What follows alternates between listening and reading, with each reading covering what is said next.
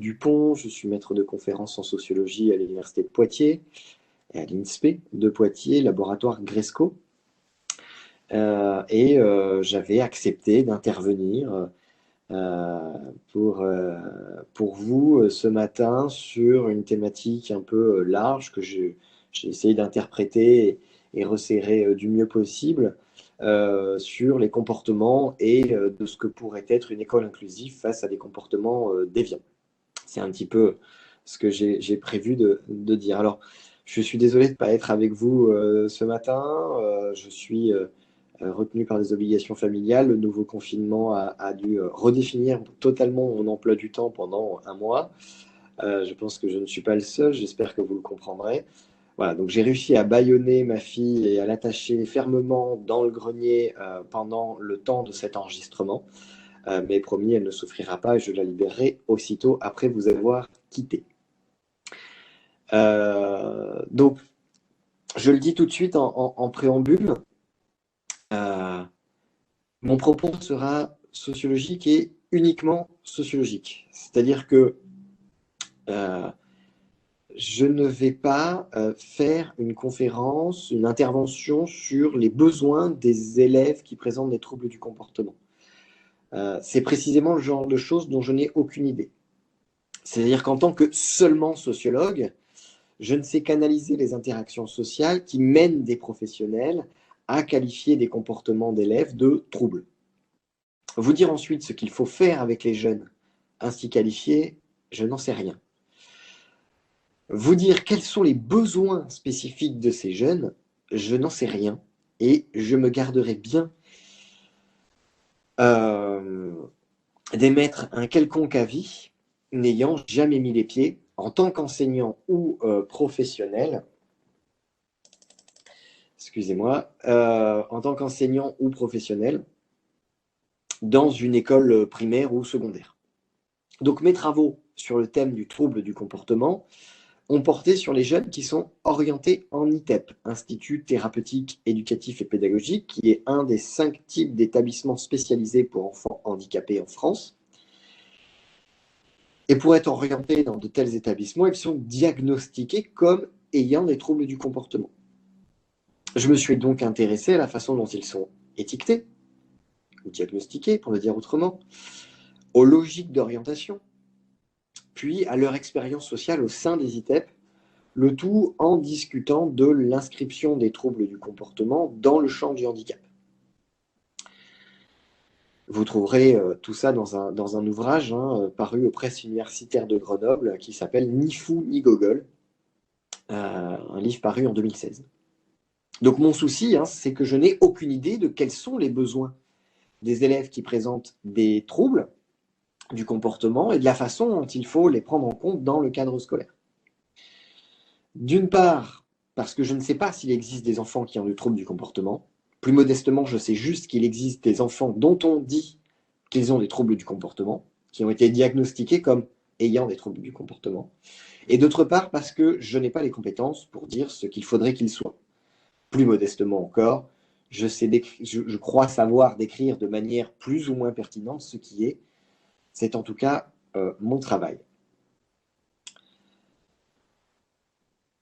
Donc le texte que je vais vous soumettre aujourd'hui, que je vais essayer de vous délivrer aujourd'hui, tente de bien définir sociologiquement ce qu'est le comportement, avant d'étudier les effets socio-scolaires de la déviance comportementale, qui peut, et qui peut seulement, ça n'a rien d'automatique, qui peut être qualifié de trouble du comportement.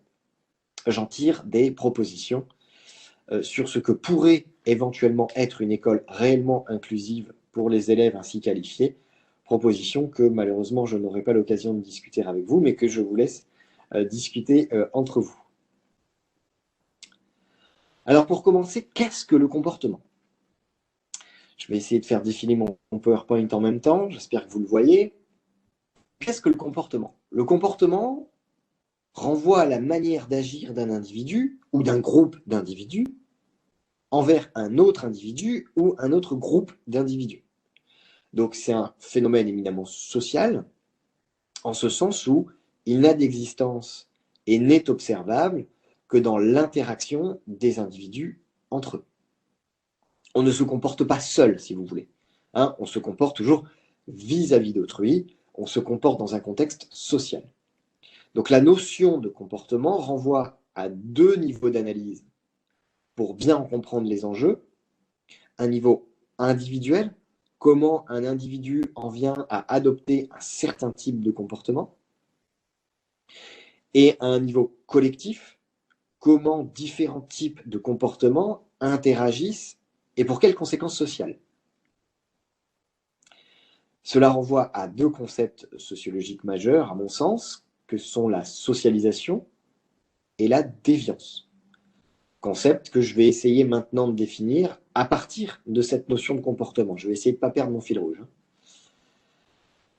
Alors, les études sociologiques sur la socialisation. Commençons par la socialisation. Ces études cherchent à déterminer la façon dont s'expliquent les façons d'agir des individus dans un contexte social particulier.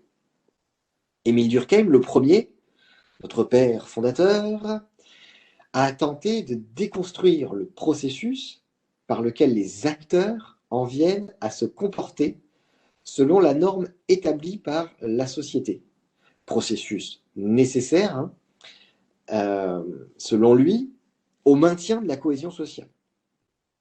C'est-à-dire que pour Émile Durkheim, tout groupe social, qu'on l'appelle société, qu'on l'appelle institution, qu'on l'appelle communauté, peu importe, constitue des pratiques qui sont autant de, je cite, de manières d'agir, de penser, de sentir, extérieures à l'individu, et qui sont douées d'un pouvoir de coercition en vertu duquel elles s'imposent à lui. Donc elles s'inscrivent dans sa conscience individuelle et deviennent des normes sociales que l'individu donc intériorise en les considérant comme allant de soi. Ainsi, écrit Émile Durkheim, quand je m'acquitte de ma tâche de frère, d'époux ou de citoyen, quand j'exécute les engagements que j'ai contractés, je remplis des devoirs qui sont définis en dehors de moi et de mes actes, dans le droit et dans les mœurs. Alors même qu'ils sont d'accord avec mes sentiments propres et que j'en sens intérieurement la réalité, celle-ci ne laisse pas d'être objective, car ce n'est pas moi qui les ai faits, mais je les ai reçus par l'éducation. Donc l'intériorisation du bon comportement, si je tire un petit peu les ficelles de tout ça, c'est-à-dire celui qui est attendu, le comportement qui est attendu parce que correspondant à la norme sociale, est la résultante d'une socialisation. Et là, je vais essayer d'affiner un petit, je vais ajouter une socialisation plurielle. Plurielle pourquoi? Parce que la famille, l'école, les groupes de pairs, etc. sont autant de cadres de socialisation et ont à ce titre tous une influence sur le comportement adopté par un individu. La famille aurait le monopole de la socialisation primaire. Les autres se partageraient donc la tâche d'une socialisation secondaire, soit de manière complémentaire à la socialisation familiale, soit en se faisant concurrence. Et donc ce processus n'est pas homogène, et son résultat n'est pas garanti. Par exemple, Bernard Lahire parle de contradictions, conflits familiaux, et montre ainsi que la famille n'est jamais une institution totale de socialisation.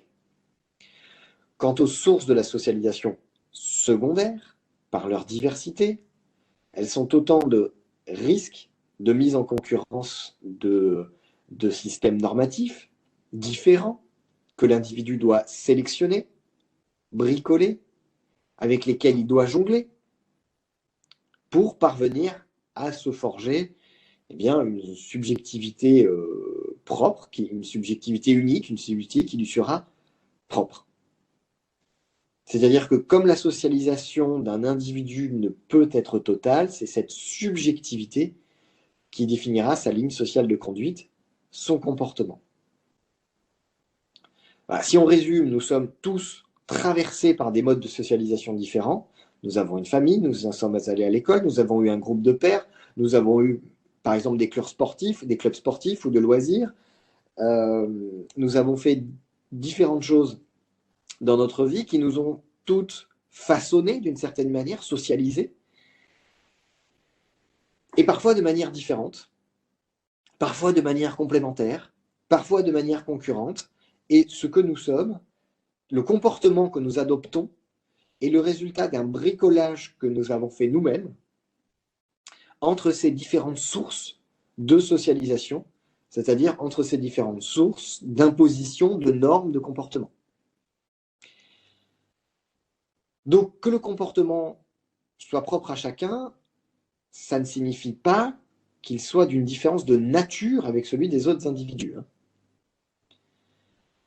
Donc, en tout cas, il ne peut pas être d'une différence de nature parce que justement, ce comportement acquis, appris, bricolé, permet normalement d'être intégré à la société dans la mesure où il ne s'éloigne finalement que peu du comportement attendu, que peu du comportement imposé par une norme sociale collective, qui, je le répète, s'impose à l'individu, comme le disait Émile Durkheim.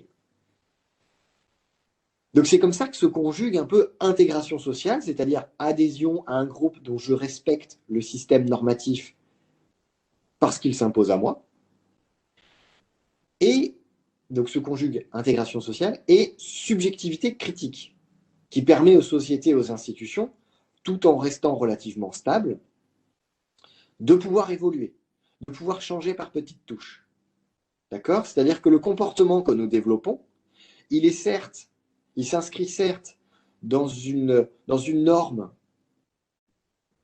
qui s'impose à nous, mais parce que nous avons bricolé tout un tas de choses, nous avons aussi cette capacité critique, et donc collectivement, parce que notre comportement n'est jamais totalement déterminé, nous faisons évoluer la société, nous faisons évoluer les institutions. Et donc certains comportements admis aujourd'hui auraient été inadmissibles par le passé. Vous voyez? Et donc, c'est comme ça qu'on fait changer par petites touches les sociétés, les institutions, etc. D'accord? Donc ça permet à tout ça de rester stable et en même temps d'évoluer. Bourdieu a ainsi écrit que les structures sont à la fois structurées et structurantes.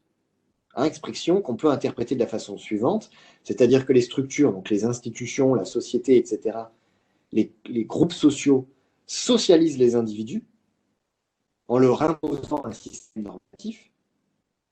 Donc elles sont structurantes pour les individus, elles nous structurent, elles nous imposent un système normatif, elles nous imposent des façons d'agir, un comportement à avoir en société. Et en même temps, ces institutions, ces groupes sociaux, cette société, eh bien, elle est le fruit des comportements de chacun qui, n'étant pas absolument déterminés, eh bien, font évoluer cette norme. Donc, elles sont à la fois structurées et structurantes. Elles nous structurent en même temps que nous les structurons. J'espère que je suis clair. Alors, justement, et c'est là où ça va commencer à nous intéresser, que se passe-t-il lorsque le comportement d'un individu s'éloigne tant de la norme? J'avais oublié de faire évoluer mon PowerPoint, voilà, je vous le mets. Donc, Émile Durkheim, socialisation plurielle. Alors, que se passe-t-il lorsque le comportement d'un individu s'éloigne tant de la norme qu'il est remarqué, qu'il est critiqué par le groupe social de référence, celui qui est réputé à la fois socialement normal et vecteur de normes sociales. Que se passe-t-il finalement quand la norme d'un groupe ne parvient pas à s'imposer à un individu, donc cet individu ne respecte pas un minimum la norme sociale, un minimum, puisque nous ne la respectons jamais à 100%, je crois l'avoir expliqué. Que se passe-t-il dans ce cas-là? Eh bien, pour imposer un système normatif à l'individu, tout groupe social prévoit des modalités de sanction, qu'elles soient concrètes ou symboliques. Ces sanctions doivent affecter la vie sociale de l'individu au comportement réputé, perçu comme étant non conforme. Et donc, le groupe, en faisant cela, trace les frontières d'un comportement normal, en tout cas d'un comportement acceptable, et sa marge de tolérance. voilà le comportement qu'il faudrait avoir, et puis nous avons une marge de tolérance quant à un comportement peu conforme, tout en restant acceptable. En revanche, les contrevenants, ceux qui ont un comportement qui dépasse cette marge de tolérance et qui de fait devient inacceptable pour le groupe, eh bien, ce contrevenant, ceux qui sortent de ce cadre, ceux qui dépassent les frontières du normal et de l'acceptable, eh bien, s'exposent à des sanctions. Sans toutefois qu'elles soient automatiques, hein. C'est jamais automatique tout ça. Eh bien, ce sont ces individus-là qu'Howard Becker a nommé les déviants, parce qu'auteurs de comportements eux-mêmes qualifiés de déviants. Howard Becker nous dit la conception sociologique que je viens de discuter définit la déviance comme la transgression d'une norme acceptée d'un commun accord. Donc, la norme acceptée d'un commun accord, c'est celle du groupe social, qui à la fois s'impose à nous et qui à la fois que nous faisons évoluer, hein, la fameuse structure structurante et structurelle. Donc la déviance désigne à la fois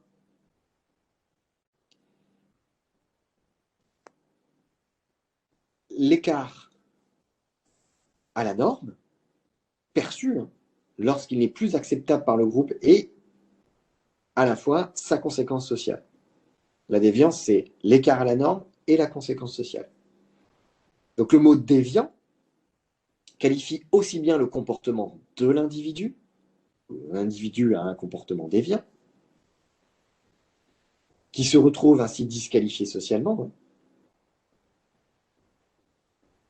Le déviant est celui auquel, je cite Howard Becker, hein, le déviant est celui auquel cette étiquette de déviant donc, a été appliquée avec succès, et le comportement est celui auquel la collectivité attache cette étiquette. Le déviant est celui auquel cette étiquette a été appliquée avec succès, et le comportement déviant est celui auquel la collectivité attache cette étiquette. Donc Howard Becker propose un tableau qui permet de distinguer les différents types de déviance observables, hein, je vous l'ai mis, j'espère que vous le voyez. Donc les différents types de comportements déviants, hein, c'est un copier-coller de Howard Becker. Donc les comportements qui respectent les règles, mais qui sont perçus comme déviants, ça arrive. Hein. Donc ça, ce sont des gens accusés à tort. Les comportements respectueux des règles et non perçus comme déviants, donc ça, ce sont des individus conformes. C'est le cas de la plupart d'entre nous. Les comportements en infraction aux règles, parfois on les perçoit comme déviants, c'est-à-dire qu'on a repéré l'infraction aux règles, qualifié l'infraction aux règles. Donc ça, ce sont des individus purs déviants. Et puis il y en a qui sont en infraction avec les règles, mais qui ne sont pas perçus comme déviants. Ce sont des déviants secrets pour Howard Becker. Donc nous voyons à travers ce tableau que Howard Becker définit la déviance comme étant le résultat d'une perception, et ça c'est intéressant à garder à l'esprit, c'est une perception de la part du groupe, et non pas seulement d'une transgression objective. C'est important à garder à l'esprit parce que ça veut dire qu'il peut ne pas y avoir eu de comportement transgressif objectif de la part d'un individu, et pour autant, il peut être désigné comme déviant et en subir les conséquences sociales dans la mesure où, nous dit Howard Becker, je cite, le processus de désignation n'est pas infaillible. Des individus peuvent être désignés comme déviants, alors qu'en fait, ils n'ont transgressé aucune norme. Et inversement, ça veut dire que des individus peuvent transgresser des normes sans jamais être perçus comme déviants, et sans jamais en subir les conséquences sociales. Sanction. Alors,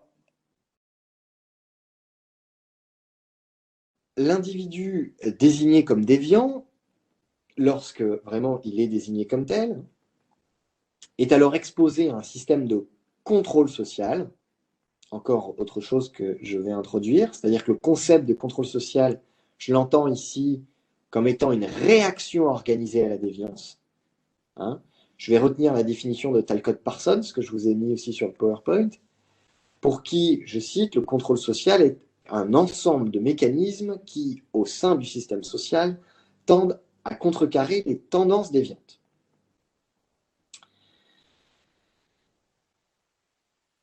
Alan Horvitz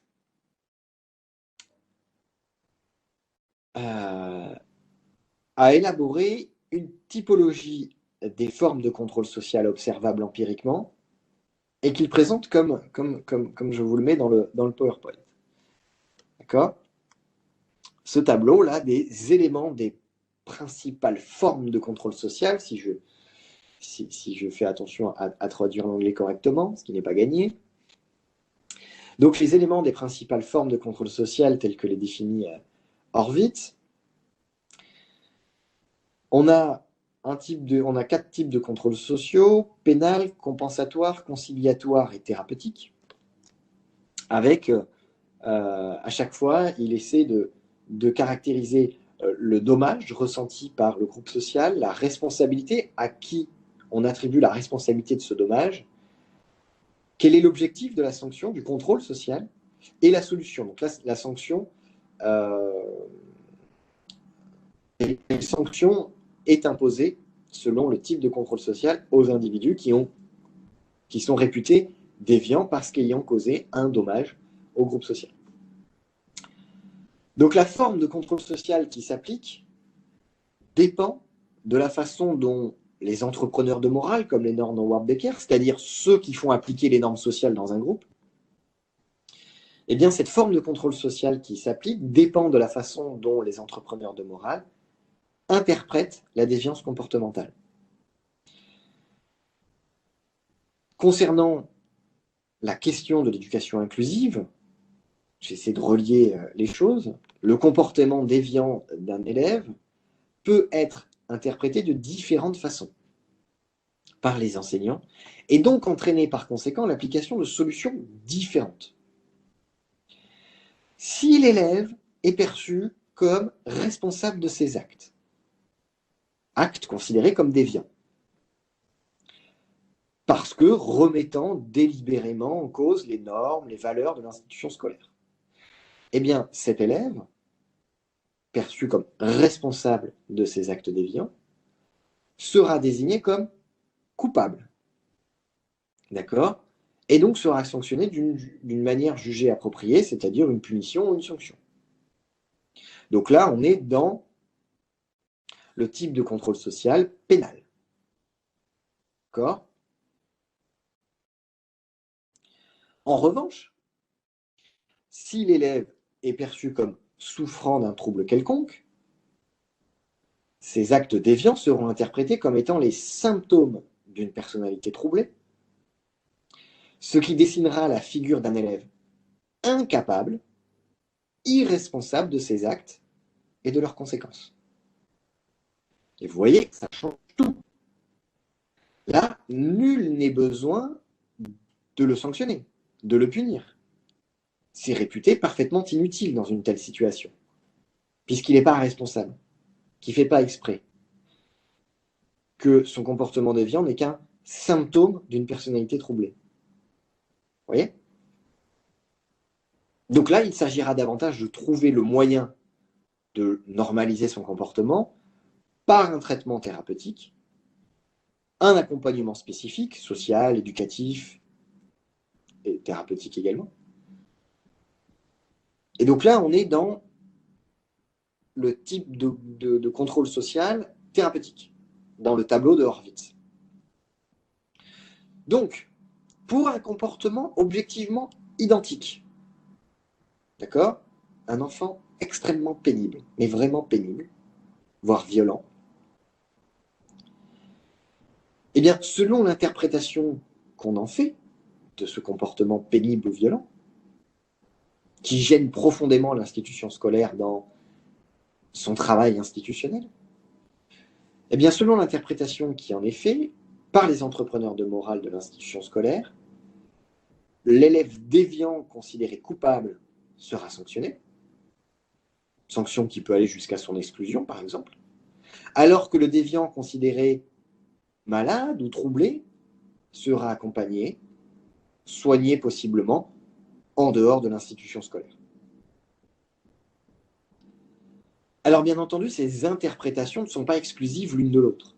Elles peuvent s'appliquer successivement. On peut considérer d'abord un enfant comme coupable avant de penser que, en fait, ces comportements ne sont que des symptômes d'une personnalité troublée, ou bien mobilisés, hein, ces différentes interprétations peuvent aussi être mobilisées simultanément selon l'interlocuteur à qui l'entrepreneur de morale s'adresse.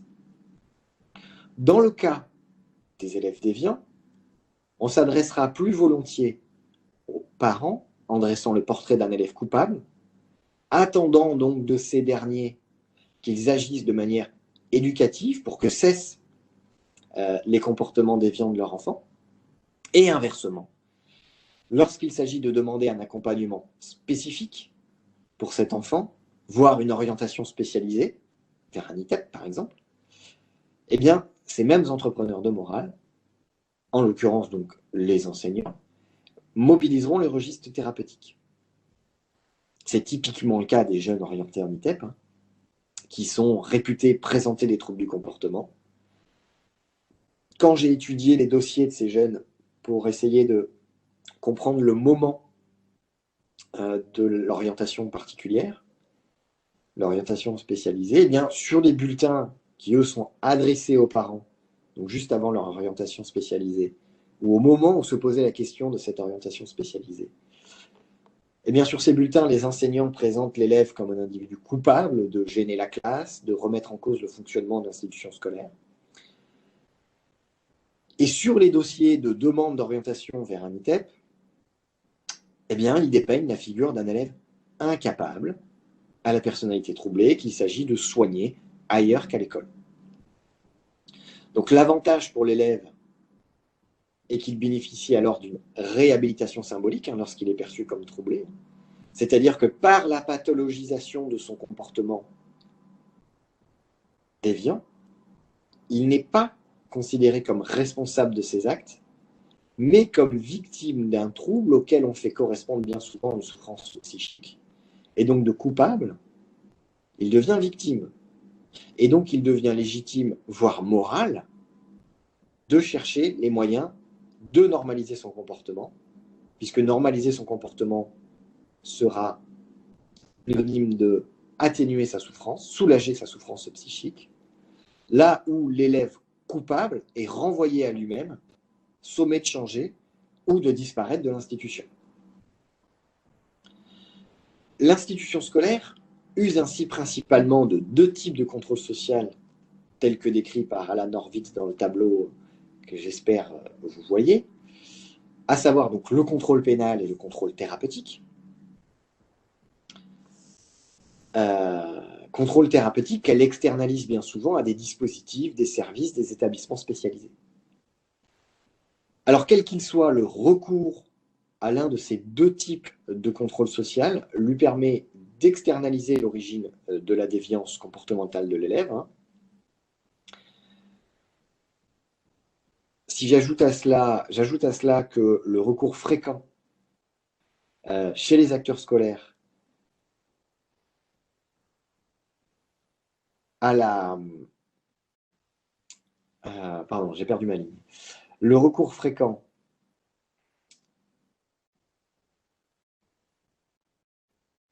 excusez-moi, je cherche ma ligne sur mon écran que j'ai plus haut. Donc, que chez les acteurs scolaires, j'ajoute à cela que le recours fréquent, donc chez les acteurs scolaires, excusez-moi, à la forme éducative parentale pour expliquer le comportement déviant des élèves, qu'ils soient considérés comme coupables ou incapables. C'est-à-dire que c'est un problème de comportement, de socialisation familiale qui explique que l'enfant se comporte mal à l'école. Soit que les parents sont considérés comme trop autoritaires ou ayant fait intérioriser à leur enfant un système normatif concurrent de celui en vigueur au sein de l'institution scolaire. D'autres parents sont jugés au contraire trop laxistes et soupçonnés de n'avoir pas socialisé leur enfant, qui n'aurait alors intégré aucun système normatif. C'est en général cette dernière explication qui est retenue par les acteurs du diagnostic du trouble du comportement, hein, tant ils ont recours à une description un peu chaotique de la famille pour à la fois définir la nature de la pathologie et en trouver l'origine. Alors, quelle que soit l'explication de l'origine des comportements déviants d'un élève qui est retenu, mauvaise volonté, personnalité troublée, système normatif concurrent, défaut de socialisation, etc. Eh bien, elles ont toutes l'avantage de ne pas remettre en cause l'institution scolaire dans son mode de fonctionnement, dans sa forme, dans ses pratiques, dans ses représentations, dans ses normes, dans ses valeurs, dans ses objectifs, etc. Elles définissent toutes une institution scolaire prête à intégrer, et non inclure, prête à intégrer tous les élèves, à la condition qu'ils se soumettent à ses exigences, à son système normatif. Donc l'élève coupable doit changer, la sanction doit le lui faire comprendre en le dissuadant de perpétuer son comportement déviant. L'élève incapable, troublé, malade, doit se soumettre à un suivi médical ou paramédical pour que disparaisse sa déviance, perçue comme un symptôme d'une personnalité troublée. L'anthropologue Charles Gardou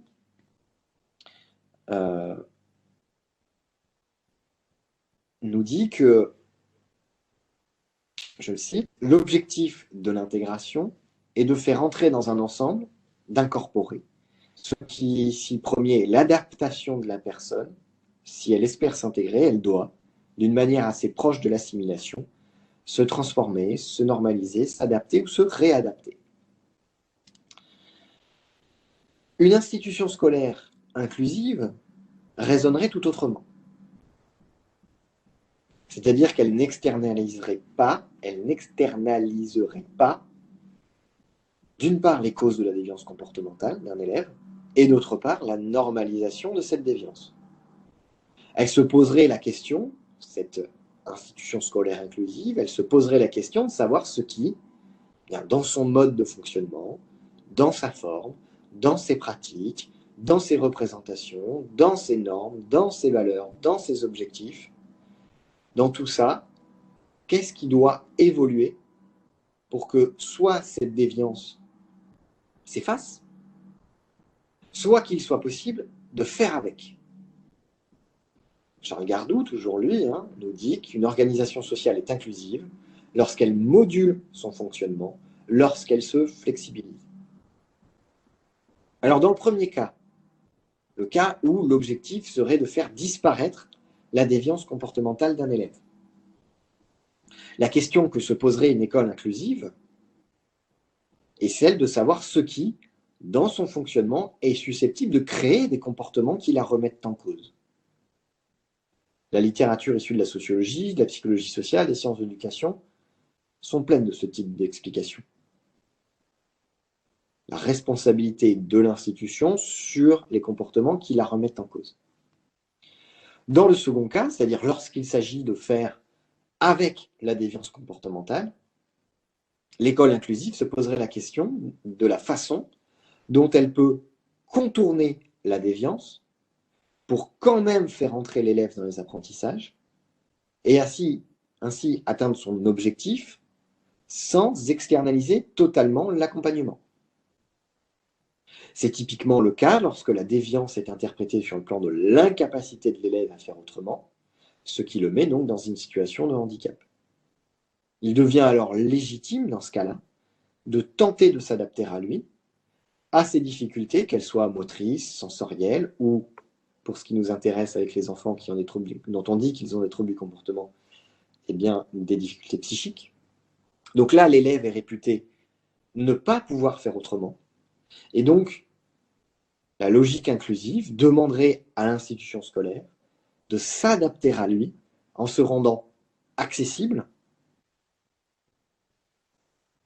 du mieux possible. Alors même s'il subsiste beaucoup d'ambiguïtés à lever avant de pouvoir objectivement qualifier l'école d'inclusive, pour les élèves considérés comme étant en situation de handicap, donc réputés incapables de faire autrement,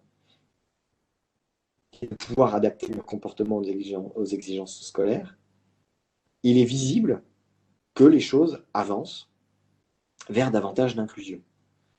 Même s'il faut rester nuancé, j'insiste. En revanche, pour les élèves jugés déviants, parce que coupables,